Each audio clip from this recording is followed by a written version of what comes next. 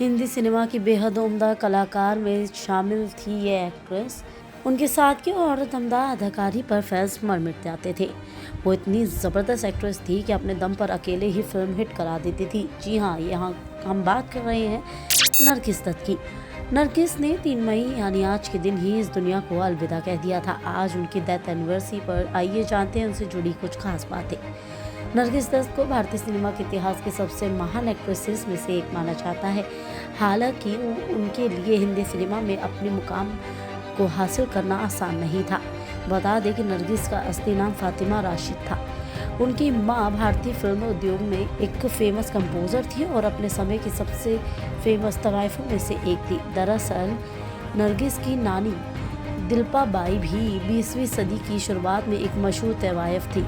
वहीं नरगिस के पिता मोहन चंद उत्तम चंद त्यागी थे, जो एक हिंदू बिजनेसमैन थे। वो जनता बाई को देखते ही उन पर फिदा हो गए थे। 20वीं सदी की शुरुआत में मशहूर तवायफ थी। वहीं नरगिस के पिता मोहन चंद उत्तम चंद त्यागी थे, जो एक हिंदू बिजनेसमैन थे। वो जनता बाई को देखते ही उन पर फिदा हो गए थे। उसके बाद उन्होंने धर्म बदल कर उनसे शादी की और अब्दुल रशीद का नाम अपना लिया।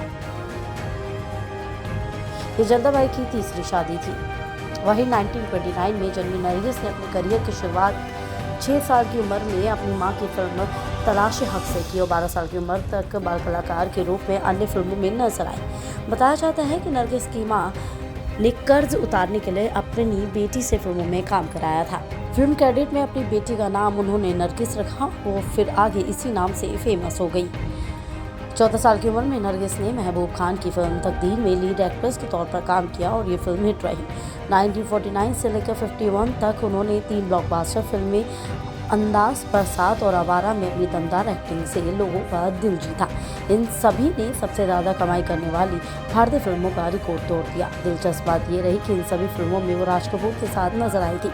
नरगिस अब देश की नंबर 1 हीरोइन थी। 1957 में उन्होंने मदर इंडिया से अपनी स्थिति और मजबूत की और ये फिल्म उस समय की सबसे ज़्यादा कमाई करने वाली भारतीय फिल्म बन गई थी। इतना ही नहीं, ये फिल्म भारतीय सिनेमा के इतिहास में किसी महिला के नेतृत्व में सबसे ज़्यादा कमाई करने वाली पहली फिल्म भी थी।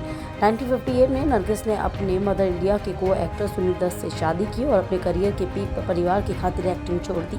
हालांकि 1967 में उन्होंने सत्यन बोस के नाटक रात और दिन में आखिरी बार काम किया। इसके लिए उन्हें राष्ट्रीय पुरस्कार भी मिला। 1980 में नरगिस को राज्यसभा के लिए नामांकित किया गया था, लेकिन कार्यकाल के पहले वर्ष में ही उन्हें कैंसर हो गया और उनका न्यूयॉर्क में इलाज भी चला। कुछ समय बाद वे भारत लौटी, लेकिन उनकी तबीयत काफ़ी बिगड़ गई और फिर वो कोमा में चली गई। 3 मई 1981 को दिग्गज एक्ट्रेस ने 51 साल की उम्र में हमेशा के लिए दुनिया को अलविदा कह दिया। नरगिस के निधन के बाद उनके बेटे संजय दत्त की डेब्यू फिल्म रॉकी रिलीज हुई थी, जिसकी एक सीट नरगिस के लिए खाली रखी गई थी।